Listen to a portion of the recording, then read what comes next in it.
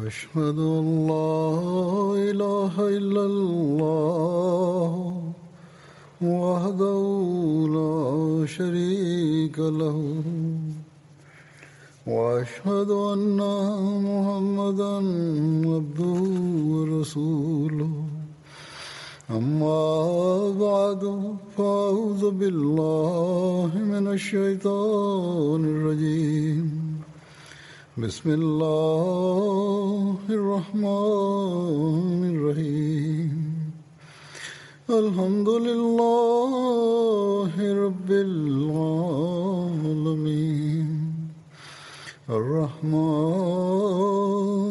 الرحيم مالك يوم الدين إياك نعبد وإياك نستعين اهدنا الصراط المستقيم صراط الذين أنعمت عليهم غير المغضوب عليهم ولا الضالين.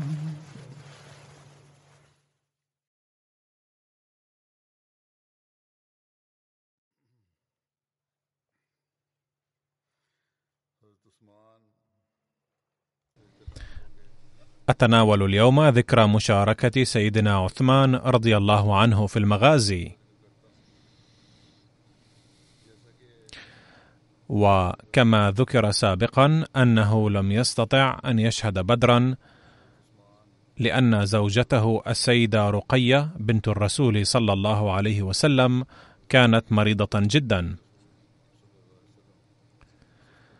فوجهه النبي صلى الله عليه وسلم أن يبقى عندها في المدينة للعناية بها، وعده ضمن المشاركين في بدر وجعل له نصيبا في الغنائم.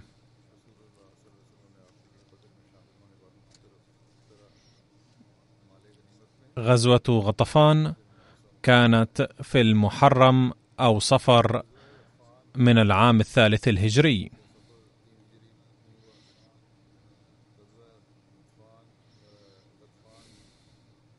وعند خروجه من أجلها إلى نجد استخلف النبي صلى الله عليه وسلم سيدنا عثمان على المدينة، ومن ثم لم يشترك سيدنا عثمان رضي الله عنه في هذه الغزوة أيضا. لقد قال سيدنا ميرزا بشير أحمد رضي الله عنه في بيان تفصيل هذه الغزوة: بدأ أفراد بعض قبائل بني غطفان أي بنو ثعلبة وبنو محارب يجتمعون في موضع ذي أمر في نجد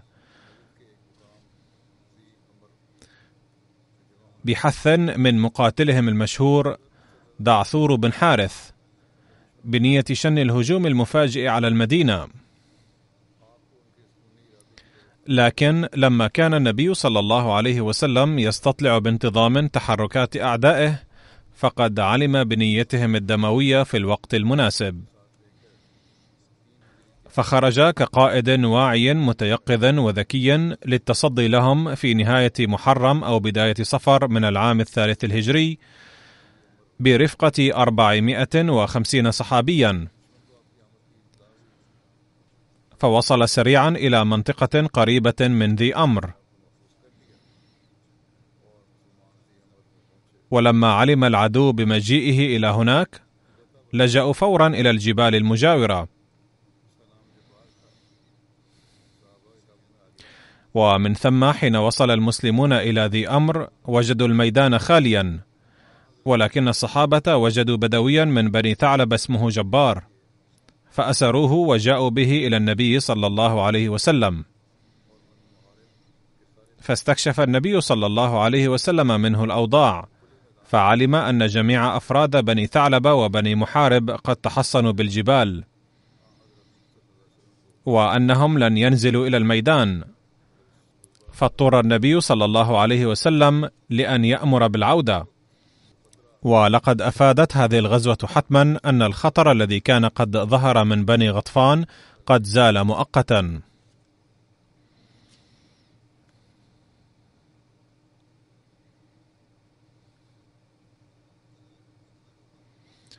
غزوة أحد التي اندلعت في شوال من العام 3 الهجري قد شارك فيها سيدنا عثمان رضي الله عنه، فهو لم يشارك في الغزوتين السابقتين لكنه شارك في هذه. في المعركة كان عدد من الصحابة قد انصرفوا من الميدان بسبب الهجوم المفاجئ، وبعد سماع شائعة استشهاد النبي صلى الله عليه وسلم، وقد طرأ على النبي صلى الله عليه وسلم وقت لم يبقى فيه معه إلا فئة صغيرة تضم 12 صحابيا فقط، وكان سيدنا عثمان من الفئة الأولى، إذ كان المسلمون حين بدأوا يجمعون الغنائم بعد أن انتصروا على الكفار، وقد لاحظ 50 راميا، والذين كان النبي صلى الله عليه وسلم أمرهم بألا يبرحوا مكانهم في أي حال أن المسلمين قد انتصروا، فتركوا أماكنهم مع أن النبي صلى الله عليه وسلم قد أمرهم بصرامة ألا يتركوا ذلك المكان في أي حال.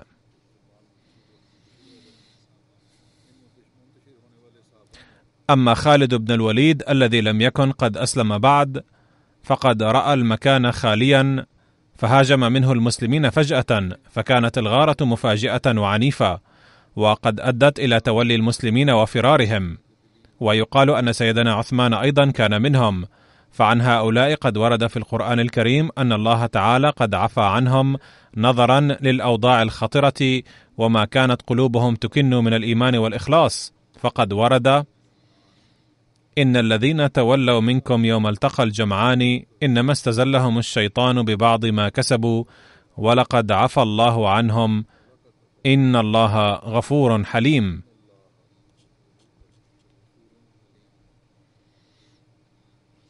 يترجم حضرته الآية السابقة إلى اللغة الأردية.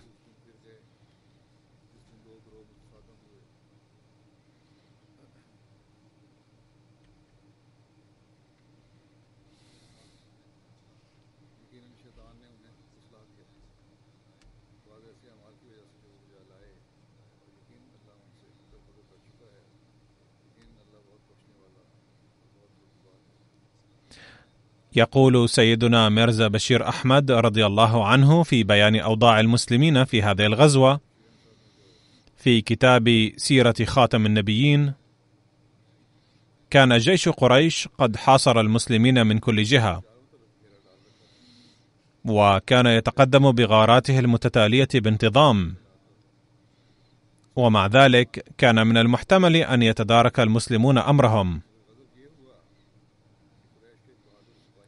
لكن الكارثة التي حلت أن مقاتلا جريئا من جيش الكفار يدعى عبد الله بن قمئة هاجم حامل لواء المسلمين سيدنا مصعب بن عمير، وقطع يده اليمنى بسيفه، فأمسك مصعب اللواء بيده الأخرى فورا، وتقدم للتصدي لابن قمئة، لكنه قطع يده الأخرى أيضا بهجمة أخرى، فحاول مصعب أن يضم ساعديه ليمسك بهما الراية الإسلامية ويضمها إلى صدره،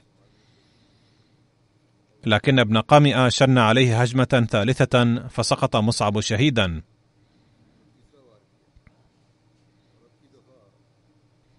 أما العلم فقد أمسكه أحد المسلمين فورا، لكن لما كان مصعب يشبه النبي صلى الله عليه وسلم في ملامحه، فقد زعم ابن قمئة أنه قتل محمدا صلى الله عليه وسلم، ومن المحتمل أنه أعلن ذلك بمحض مكيدة وبقصد الخداع. على كل حال، عند سقوط مصعب شهيدا قد أعلن ابن قمئة صارخا: لقد قتلت محمدا صلى الله عليه وسلم. لقد أفقد هذا الخبر صواب المسلمين وتشتتوا فزعين، وهرب كثير من الصحابة من الميدان فزعين مذعورين، فكان المسلمون في تلك الساعة قد انقسموا إلى 3 فرق. فريق كان قد فر من الميدان أو تشتت يائسا بعد سماع خبر شهادة النبي صلى الله عليه وسلم، وكان هذا الفريق صغير العدد، وكان سيدنا عثمان بن عفان منهم، لكنه كما ورد في القرآن الكريم قد عفى الله عنهم نظرا لتلك الأوضاع الحرجة، وما كانت قلوب بعضهم عامرة بالإيمان والإخلاص، وكان بعضهم قد وصلوا إلى المدينة، وبذلك وصل خبر شهادة النبي صلى الله عليه وسلم المزعومة وهزيمة المسلمين، مما أدى إلى نشوء ضجة في المدينة كلها، وخرج المسلمون ذكورا وإناثا وأولادا وشيوخا بمنتهى الفزع والذعر، وانطلقوا إلى ميدان أحد، وكان بعضهم قد وصلوا إلى ميدان القتال ركضا مسرعين، واندسوا باسم الله في صفوف العدو. والفريق الثاني كان يضم أولئك الذين لم يهربوا، لكنهم تركوا الهمة بعد سماع خبر شهادة النبي صلى الله عليه وسلم، أو كانوا يرون القتال عديم الجدوى، لذا انصرفوا من الميدان وجلسوا مطأطئي الرؤوس في مكان بعيد. والفريق الثالث كان لا يزال يقاتل في الميدان، وبعضهم كانوا قد التفوا حول النبي صلى الله عليه وسلم وسجلوا أروع نماذج الفداء بأرواحهم، ومعظمهم كانوا يقاتلون منتشرين، وحيثما علموا هم وأفراد الفريق الثاني أن رسول الله صلى الله عليه وسلم ما زال حيا، أسرعوا إليه مقاتلين كالمجانين واجتمعوا عنده صلى الله عليه وسلم.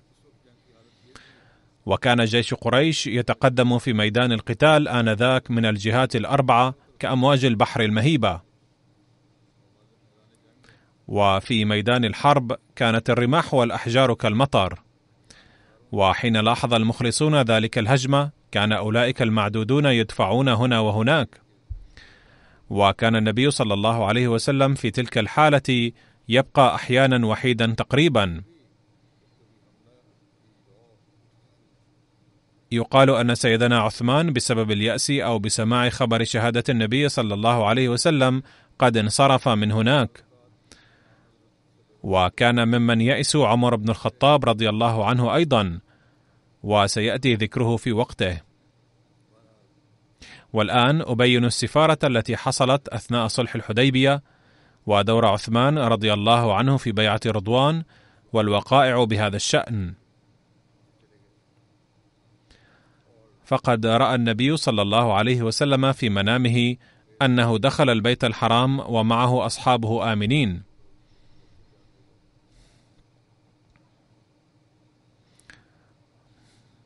وحلق بعضهم رؤوسهم وقصر البعض الآخر. وبناء على هذه الرؤيا خرج النبي صلى الله عليه وسلم من المدينة للعمرة في ذي القعدة من العام 6 للهجرة مع 1400 صحابي، ونزل في الحديبية، فمنعته قريش من العمرة، فبدأت السفارة بين الفريقين. وحين علم النبي صلى الله عليه وسلم ثورة مكة أراد أن يرسل إلى مكة شخصا يتمتع بنفوذ ويكون من أهل مكة ومن قبيلة شريفة، فأرسل عثمان رضي الله عنه لهذا الغرض.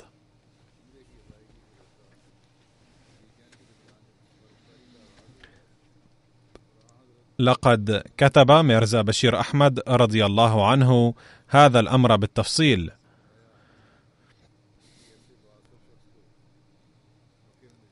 وأذكر منه بعضه. كتب: رأى النبي صلى الله عليه وسلم رؤيا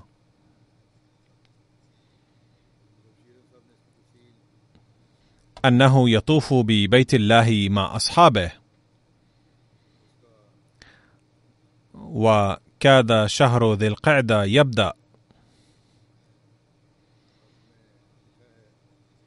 وهو من الأشهر الأربعة التي كان القتال فيها ممنوعا حتى في زمن الجاهلية.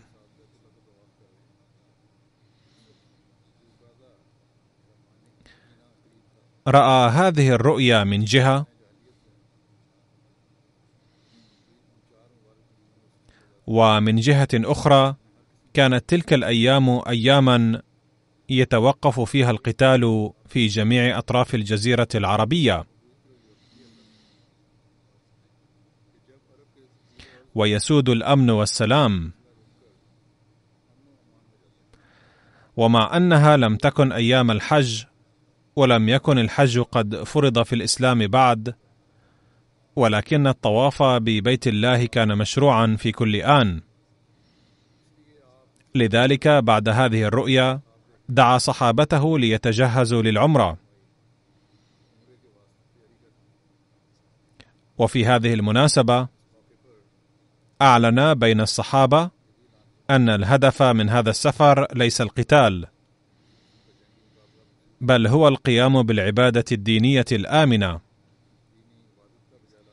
لذا على المسلمين ألا يأخذوا معهم أسلحتهم، إلا أنه يمكن أن يأخذوا معهم سيوفهم وهي في أغمادها على طريق المسافرين.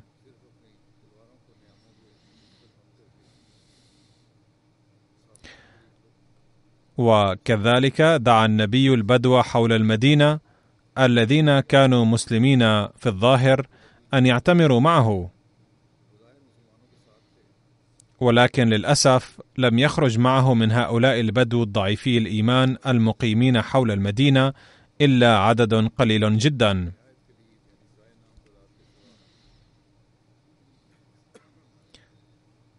لأنهم كانوا يرون أنه بغض النظر أن المسلمين لا يقصدون إلا العمرة، ولكن قريشا سيمنعون المسلمين في كل حال، وسيؤدي ذلك إلى المواجهة حتما.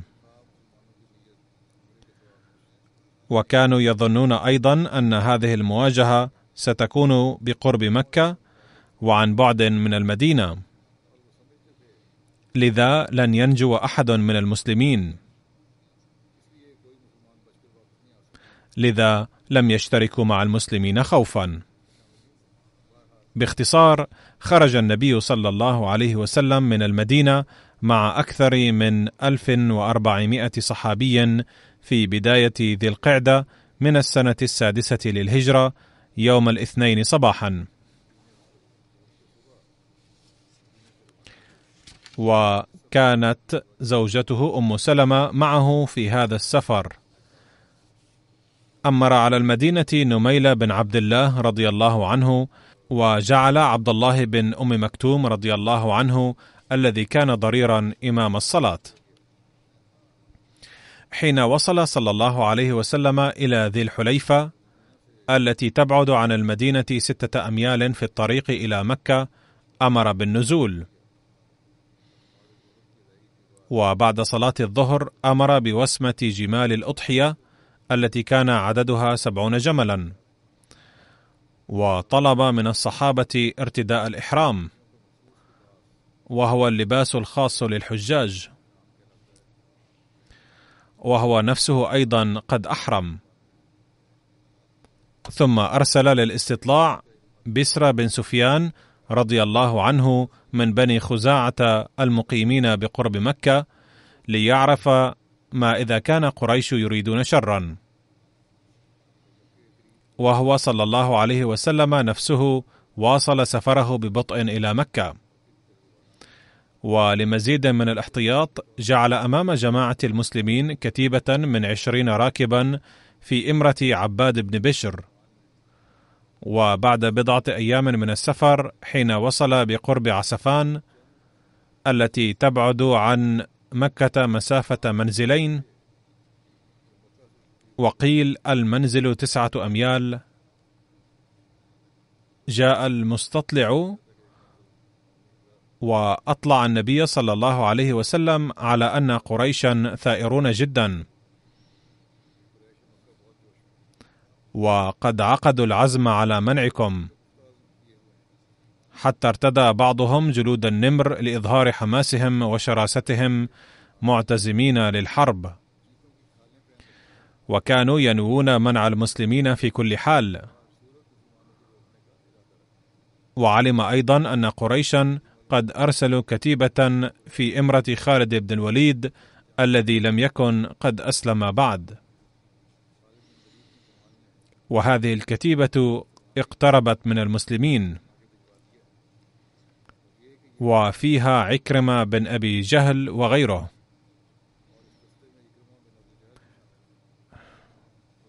وحين علم النبي صلى الله عليه وسلم بذلك أمر الصحابة أن يتركوا الطريق المعروف المؤدي إلى مكة ويأخذوا طريق اليمين تحاشيا للمواجهة.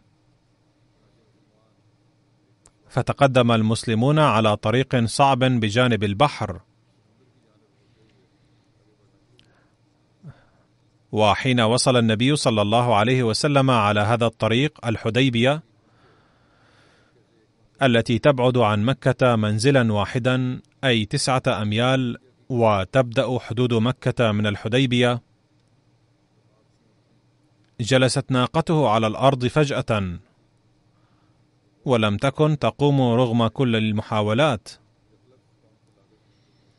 وهذه الناقة معروفة بالقسواء، وقد استخدمها النبي صلى الله عليه وسلم في عدة غزوات. قال الصحابة لعلها خلأت بركت ولن تقوم، فقال النبي صلى الله عليه وسلم: ما خلأت القسواء وما ذاك لها بخلق، ولكن حبسها حابس الفيل. ثم قال: والذي نفسي بيده لا يسألوني خطة يعظمون فيها حرمات الله إلا أعطيتهم إياها. ثم نادى ناقته لتقوم، فقامت فورا بإذن الله ومشت.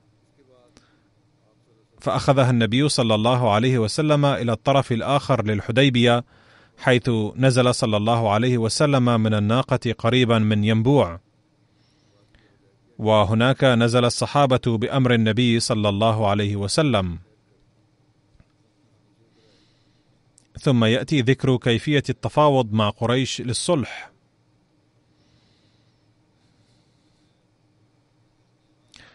حين نزل النبي صلى الله عليه وسلم في الحديبية أقام قرب ينبوع للوادي،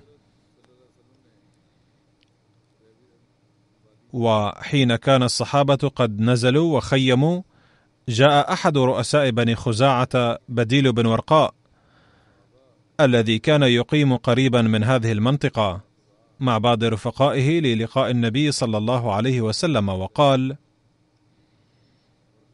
إن رؤساء مكة قد تجهزوا للقتال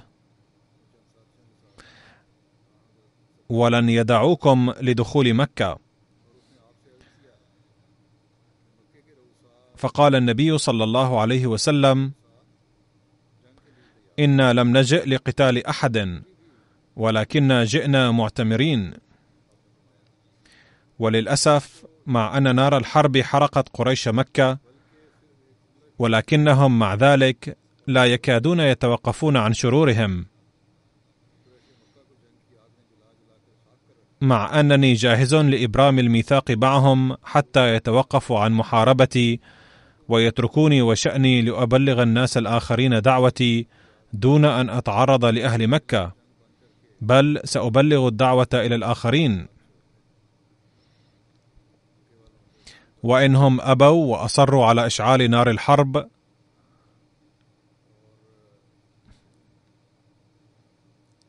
فوالذي نفسي بيده لأقاتلنهم على أمري هذا حتى تنفرد سالفتي.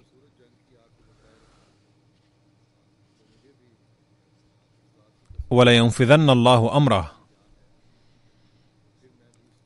فلو قتلت في المواجهة معهم لانتهى الأمر، ولكن إن كتب الله لي الفتح وغلب دين جئت به فلن يكون عند أهل مكة أي عذر في الإيمان. تأثر بديل بن ورقاء كثيرا بكلمات النبي صلى الله عليه وسلم المخلصة والوقورة، وطلب أن يمنح بعض الوقت ليعود إلى أهل مكة ويبلغهم دعوته صلى الله عليه وسلم، ويحاول التوصل إلى اتفاق مع قريش. فوافق النبي صلى الله عليه وسلم على ذلك، وعاد بديل والنفر المرافق له إلى مكة.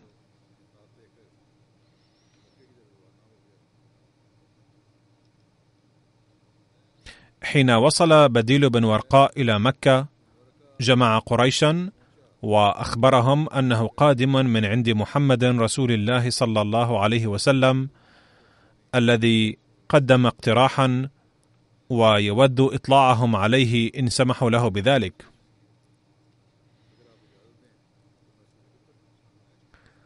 فقال بعض سفهاء قريش أنهم ليسوا على استعداد للاستماع إلى أي شيء من ذلك الشخص، لكن أبدى ذو الرأي منهم رغبتهم بالاستماع إلى اقتراح جاء به بديل فذكره لهم.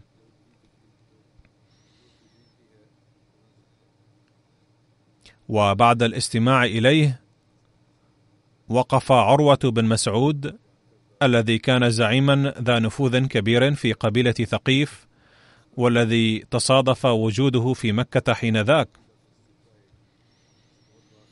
وقال بأسلوب العرب: يا أيها الناس، ألست بمنزلة والدكم؟ قالوا نعم. قال: ألستم بمنزلة أولادي؟ قالوا نعم. قال: هل تنقصكم الثقة بي؟ قالوا كلا. فقال: برأيي فإن محمدا قد عرض لكم خطة رشد، اقبلوها ودعوني آته. قال قريش: لا بأس، اذهب إليه وناقش الأمور معه.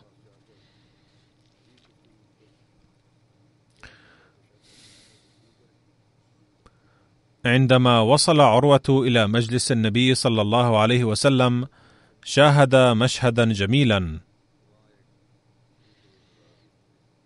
على أي حال، جاء عروة إلى النبي صلى الله عليه وسلم وبدأ المفاوضات، وأعاد الكلام نفسه الذي قاله لبديل بن ورقاء من قبل.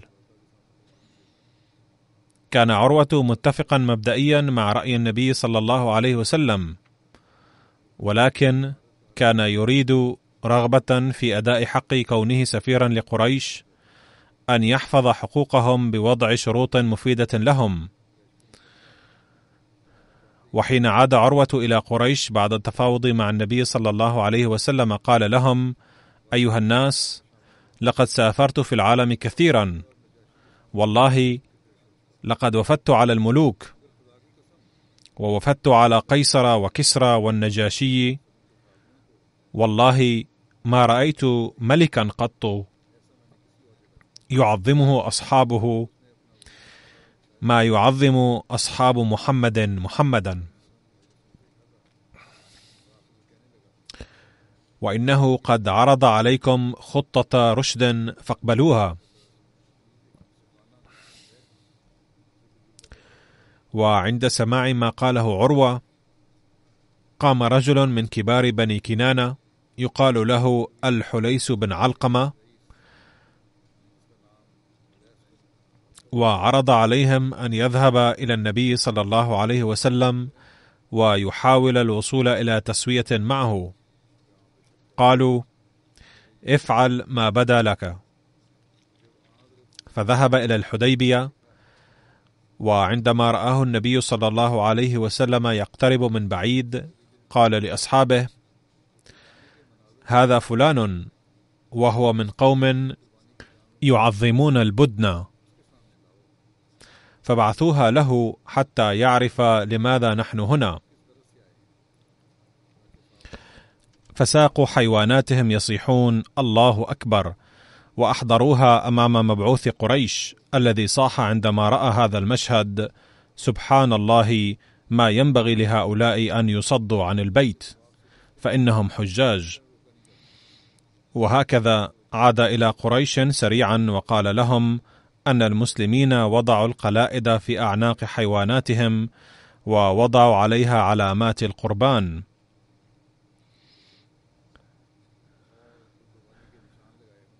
وأنه لا يصح لقريش أن تعرقل سبيلهم في أداء العمرة. ولكن قريشا كانوا قد تفرقوا إلى فريقين وكانوا متشتتين. كان فريق منهم مصرا على موقفه لإرجاع المسلمين دون الطواف، أما الفريق الثاني فكان خائفا لكون موقف الفريق الأول منافيا لتقاليدهم الدينية القديمة، وكان يترقب ميثاقا محترما لأن القرار كان لا يزال معلقا. فقام رجل منهم يقال له مكرز بن حفص فقال لهم: دعوني آته. قالوا: ائته. فلما أشرف قال النبي صلى الله عليه وسلم: هذا مكرز بن حفص وهو رجل فاجر. فجاء فجعل يكلم النبي صلى الله عليه وسلم، فبين هو يكلمه إذ جاء سهيل بن عمرو، لعل قريشا أرسلوه قلقين على مكرز بعد أن انتظروا عودته طويلا. فلما جاء سهيل قال النبي: سهل أمركم. ففي أثناء المفاوضات بدأ ممثلو قريش يأتون واحدا بعد الآخر، فرأى النبي صلى الله عليه وسلم أن يرسل شخصا ذكيا إلى قريش يبين لهم وجهة نظر المسلمين بحكمة وأسلوب ودي.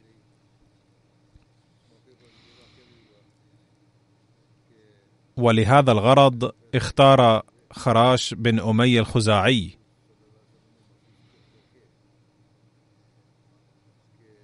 كان بديل بن ورقاء أول سفير قريش من القبيلة نفسها، وقدم له أحد جماله الخاصة. وعندما وصل خراش إلى قريش وكانت المفاوضات في مرحلتها الابتدائية، وكان شباب قريش متحمسين كثيرا، وهاجم عكرمة بن أبي جهل ناقة خراش وأصابها بجروح. كان المراد من ذلك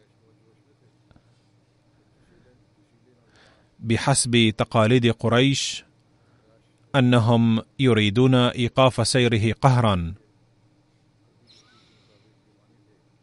وليس ذلك فحسب، بل كانت فئة متحمسة من قريش عازمة على الهجوم على خراش.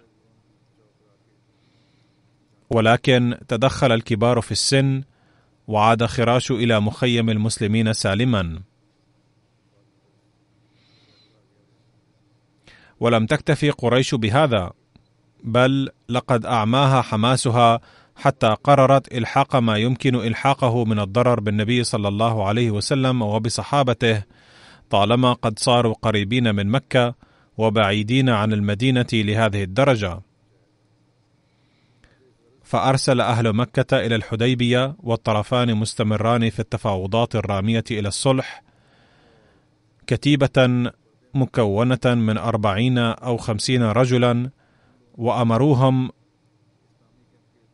أن يدوروا حول المعسكر الإسلامي باستمرار ويسعوا لإيقاع كل ضرر ممكن بالمسلمين كلما سنحت لهم الفرصة. وفي بعض الروايات أن عدد هذه الكتيبة كان 80 رجلا، وأن قريشا تآمرت بهذه المناسبة حتى لقتل النبي صلى الله عليه وسلم. ولكن المسلمين كانوا في حالة تأهب بفضل الله تعالى، فافتضحت هذه المؤامرة وأسر رجال قريش هؤلاء جميعا.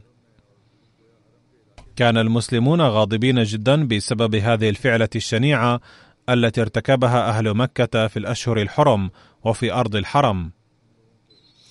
ولكن النبي صلى الله عليه وسلم عفى عن هؤلاء الكفار كي لا تتعطل مفاوضات الصلح.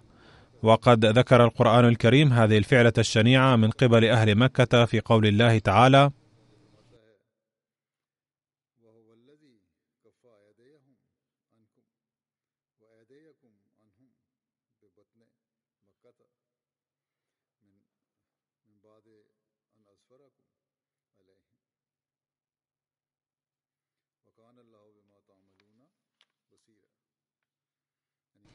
وهو الذي كف أيديهم عنكم وأيديكم عنهم ببطن مكة من بعد أن أظفركم عليهم، وكان الله بما تعملون بصيرا.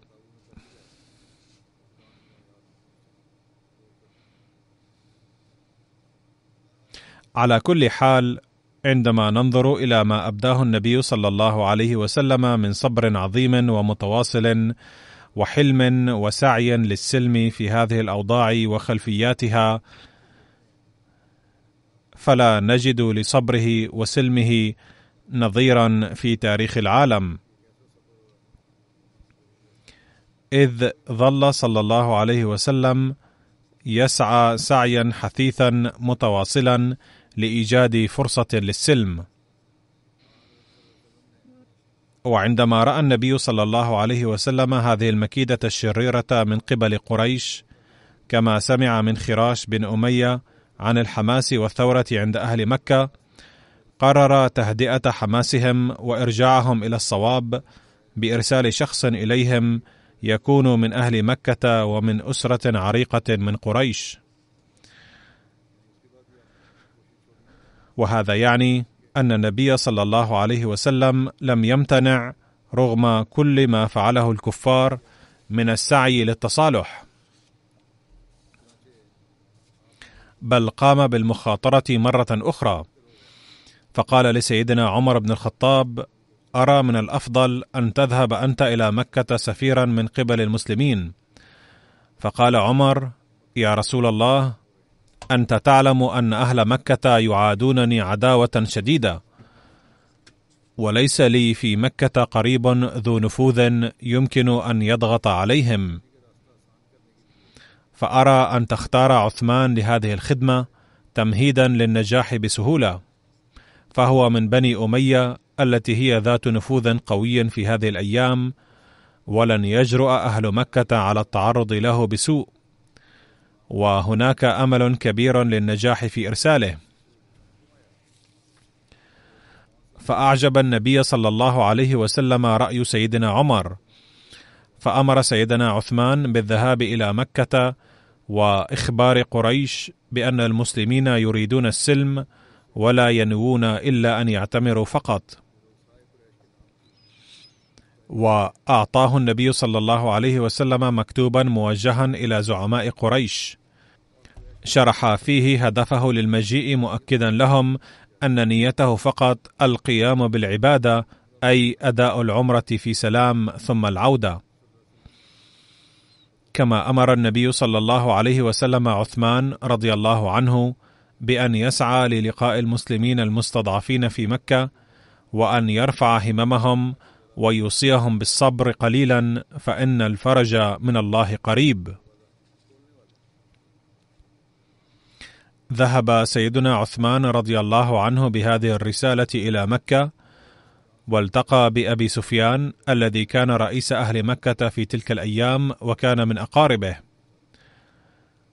وجمع عثمان رضي الله عنه أهل مكة في مكان عام، وقرأ عليهم رسالة النبي صلى الله عليه وسلم، كما جعل مختلف زعماء مكة يرونها واحدا واحدا، ومع ذلك ظلوا مصممين جميعا على أن لا يسمحوا للمسلمين بدخول مكة هذا العام.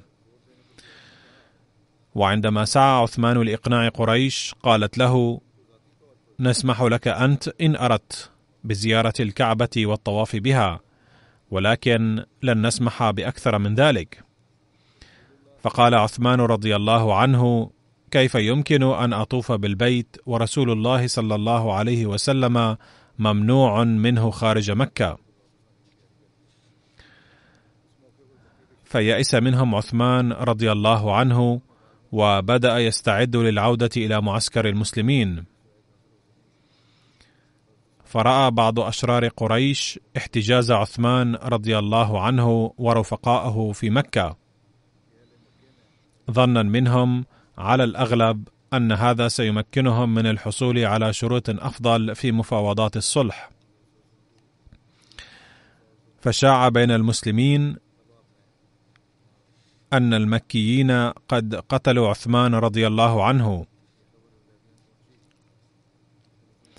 لما بلغ ذلك النبي صلى الله عليه وسلم أصابته صدمة شديدة، وغضب غضبا شديدا، فأخذ من الصحابة ما يسمى بيعة الرضوان. لما بلغ هذا الخبر إلى الحديبية ثار المسلمون ثورة شديدة، لأن عثمان رضي الله عنه كان حما لرسول الله صلى الله عليه وسلم ومن كبار الصحابة، وكان قد ذهب إلى مكة سفيرا للمسلمين،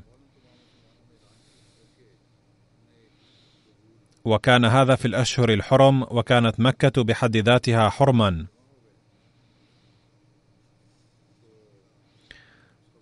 فلم يلبث النبي صلى الله عليه وسلم أن أعلن بين المسلمين بأن يجتمعوا كلهم تحت شجرة سمرة.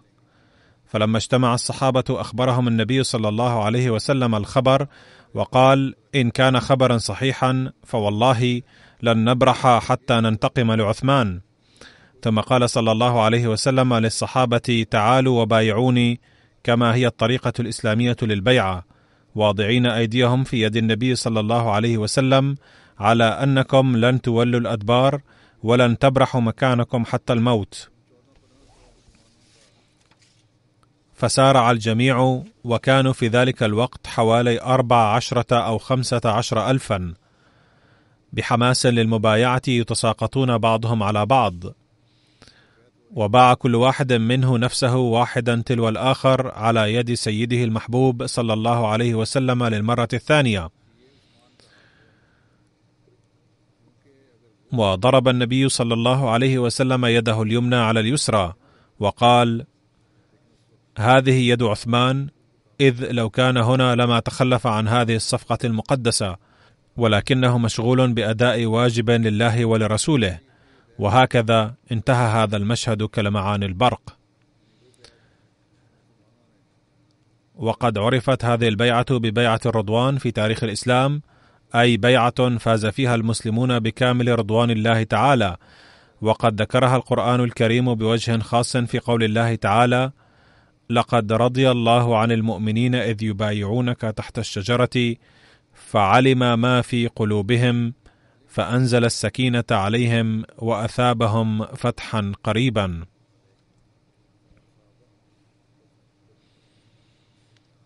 يترجم حضرته الآية السابقة إلى اللغة الأردية.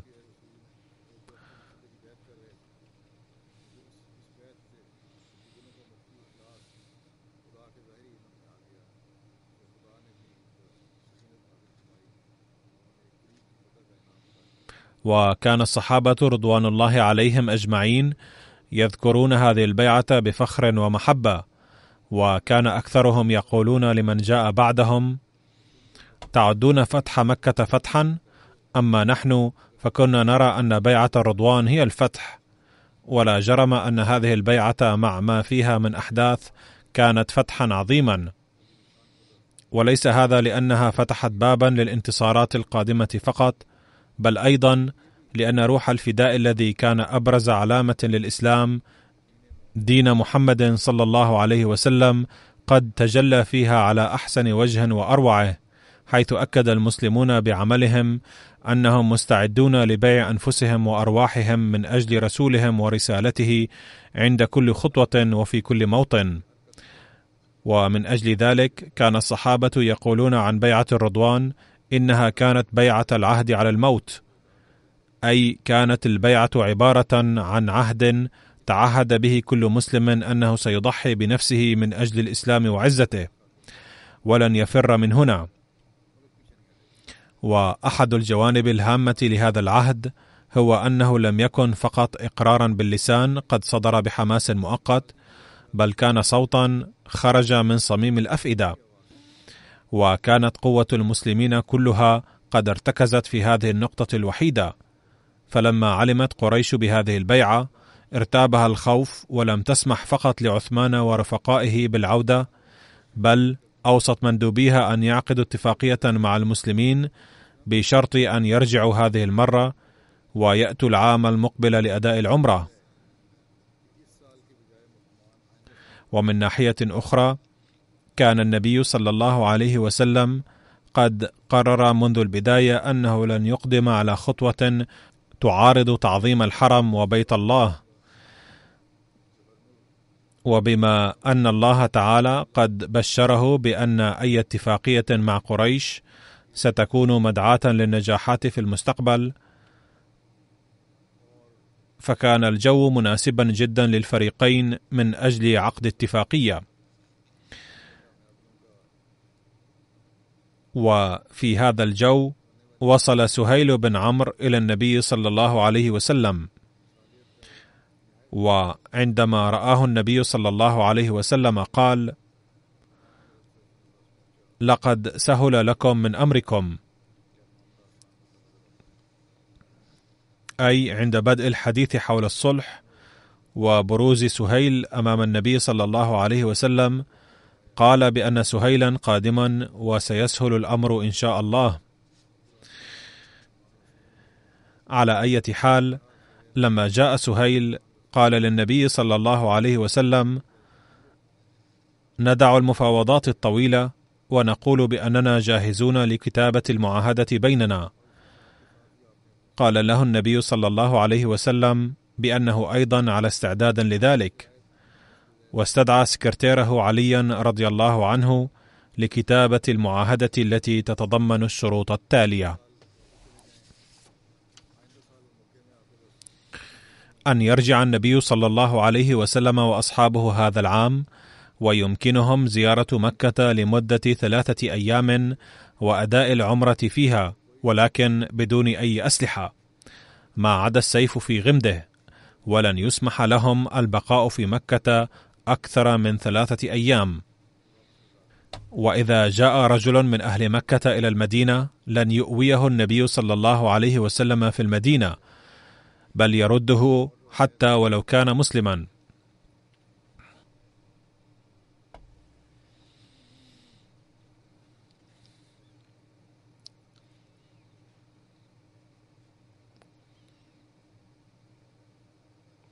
ولكن إذا ترك أي مسلم المدينة ووصل إلى مكة فليس على قريش أن ترده. وفي رواية: إذا جاء رجل من أهل مكة دون الحصول على إذن من وليه فيجب أن يرد إلى قريش. ومن أراد أن يتحالف مع المسلمين فله ذلك، ومن أراد أن يتحالف مع أهل مكة فله ذلك. ومدة هذه المعاهدة هي 10 سنوات تظل فيها الحرب متوقفة بين المسلمين وقريش. تم إعداد نسختين لهذه المعاهدة، ووقع عليها شهود كبار زعماء الطرفين. أما من وقع من جانب المسلمين فهم أبو بكر وعمر وعثمان، وكان قد رجع مكة إلى ذلك الحين، أي أن الكفار قد خلوا سبيله عند ذلك. فوقع عثمان أيضا على هذه المعاهدة، ثم وقع عبد الرحمن بن عوف وسعد بن أبي وقاص وأبو عبيدة. وبعد إتمام المعاهدة أخذ سهيل بن عمرو نسخة من المعاهدة ورجع بها إلى مكة. أما النسخة الثانية فبقيت عند النبي صلى الله عليه وسلم. ذكر المصلح الموعود رضي الله عنه هذه الواقعة بكلماته فقال كما يلي: وقد أصرت بعض القبائل المتحالفة مع أهل مكة على أن هؤلاء لم يأتوا إلا للطواف، فلماذا يحرمون حتى من هذا؟ ولكن أهل مكة ظلوا على عنادهم وصلابتهم، وعند ذلك هدد قادة القبائل بالانفصال عن أهل مكة، ما دام أهل مكة يريدون شرا ولا يريدون السلام. وهذا أمر جديد ذكره المصلح الموعود، أن القبائل المتحالفة أيضا مارست ضغوطا على أهل مكة، فخشي أهل مكة وسعوا إلى الوصول إلى اتفاقية مع المسلمين. وما إن علم الرسول صلى الله عليه وسلم بذلك حتى أرسل عثمان بن عفان الذي أصبح خليفته الثالث لاحقا إلى أهل مكة من أجل التفاوض. فبلغ مكة وكان له أقرباء عديدون فيهم، فجاءوا وأحاطوا به وعرضوا عليه أن يطوف هو بالبيت إن أراد، ولكنهم لن يدعوا الرسول يفعل ذلك حتى العام القادم. ورفض عثمان أن يطوف هو إلا أن يكون في صحبة حبيبه وقائده صلى الله عليه وسلم. وطال التفاوض بين عثمان وبين رؤساء مكة، وخلال ذلك نشر بعض المغرضين إشاعة أنه قتل، وبلغت الإشاعة الرسول صلى الله عليه وسلم، وعند ذلك جمع رسول الله صلى الله عليه وسلم أصحابه وأخبرهم أن لرسول قوم حصانة خاصة في كل الأمم، غير أنكم سمعتم أن أهل مكة قتلوا عثمان، فإن صح هذا الخبر فسندخل مكة عنوة، أي كانت نيتنا أن ندخل مكة بالتصالح معهم، ولكن ستتغير الآن الظروف التي عقدنا تلك النية فيها، وبالتالي لن نبقى ملتزمين بتلك الإرادة السابقة. فقال صلى الله عليه وسلم لهم: إن أولئك الذين يعاهدون الله تعالى بأنهم إذا اضطروا للتقدم فلن يعودوا إلا بالفتح أو يضحون بأنفسهم في الميدان واحدا تلو الآخر، عليهم أن يتقدموا ليبايعوني على هذا العهد. وما إن أنهى الرسول صلى الله عليه وسلم حديثه حتى تحول 1500 زائر أتى مع النبي صلى الله عليه وسلم إلى 1500 جندي، وتقافزوا متسابقين إلى يد الرسول صلى الله عليه وسلم سعيا منهم ليبايع كل واحد قبل غيره. وكان لهذه البيعة أهمية خاصة في تاريخ الإسلام، وهي تسمى بيعة الشجرة، لأن الرسول صلى الله عليه وسلم كان يجلس تحت شجرة عندما بايعه المسلمون، وكل من اشترك في هذه البيعة ظل فخورا بها إلى آخر أيام حياته.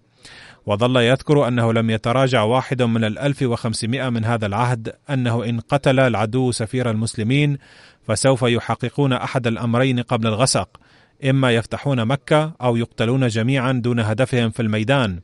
ولم تكن البيعة قد انتهت حتى عاد عثمان رضي الله عنه، وأبلغ الرسول صلى الله عليه وسلم أن أهل مكة لن يتركوا المسلمين يطوفون بالكعبة حتى العام القادم، وأنهم قد عينوا مندوبين لهم لتوقيع الاتفاقية مع المسلمين. ولم يلبث أن جاء إلى الرسول صلى الله عليه وسلم بعد ذلك أحد زعماء مكة سهيل بن عمرو، وتم تسجيل هذه المعاهدة. يستمر ذكر عثمان رضي الله عنه، وسأذكر البقية لاحقا إن شاء الله. أنبهكم إلى الأدعية اليوم أيضا، فادعوا الله تعالى لظروف الأحمديين في باكستان بشكل خاص، إذ أنهم لم يبقوا محفوظين داخل بيوتهم وفي أماكنهم الخاصة أيضا، فإن رجال الشرطة يصلون الآن إلى حيثما يشير لهم المشايخ. يقول بعض رجال الشرطة النبلاء: نكن لكم مواساة قلبية، غير أننا لا نستطيع فعل شيء تجاه ضغوط تتم ممارستها علينا، فنضطر لتنفيذ ما يملي علينا ضباطنا. نجانا الله تعالى ونجى البلد من مثل هؤلاء الضباط سيئي الطوية، ووفق كل أحمدي للعيش في بلده محفوظا وبكل حرية. فعليكم الاستمرار في الأدعية الخاصة، وإن استمرت هذه الأدعية فسنرى عما قريب بإذن الله تعالى أن عاقبة المعارضين ستكون مريعة. وفقنا الله تعالى للأدعية واستجاب لها أيضا، آمين.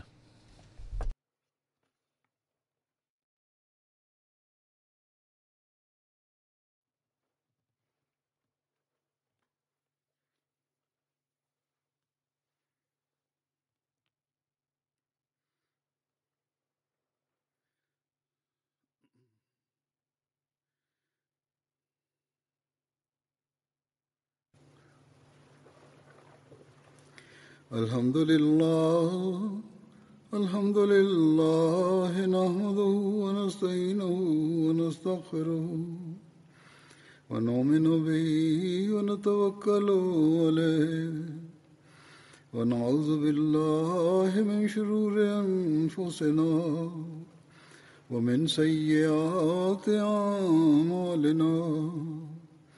من يهده الله فلا مضل له ومن يضلل فلا هادي له ونشهد أن لا إله إلا الله ونشهد أن محمدا عبده ورسوله عباد الله رحمكم الله إن الله يأمر بالعدل والإحسان وإيتاء ذي القربى وينهى عن الفحشاء والمنكر والبغي يعظكم لعلكم تذكرون اذكروا الله يذكركم وادعوه يستجب لكم ولذكر الله أكبر.